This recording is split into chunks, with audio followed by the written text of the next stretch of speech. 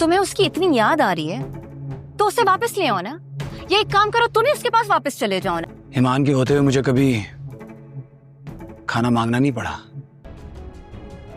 मैं क्यों तवीज़ जलाऊंगी, और मुझे तो इन बातों पे भरोसा भी नहीं है। अब्बू को जरूर कोई गलतफहमी हुई है, आपने भी अब्बू की बात का भरोसा कर लिया।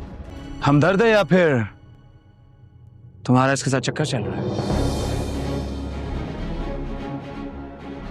शाबिर, शामिर की नई बीवी माहनूर उसे बिल्कुल भी अहमियत नहीं देती और ना उसे वो खाने का पूछती है और ना ही उसके काम करती है। शामिर अब माहनूर से शिकवा करेगा कि जब ईमान थी तो वो कभी भूखा नहीं रहा, उसके कपड़े इस्त्री होते थे और वो हर वक्त तैयार रहता था, लेकिन ईमान के जाने के बाद उसका कोई काम ठीक से नहीं हो रहा। माहनूर उसे ताना मारेगी कि तुम्हें उसकी इतनी याद आ रही है तो उसे वापस ले आओ ना, या एक काम करो तुम ही उसके पास वापस चले जाओ। आसिफ साहब अपने बेटे रेयान को बता देंगे कि उन्होंने महक को तवीज़ जलाते हुए देखा था।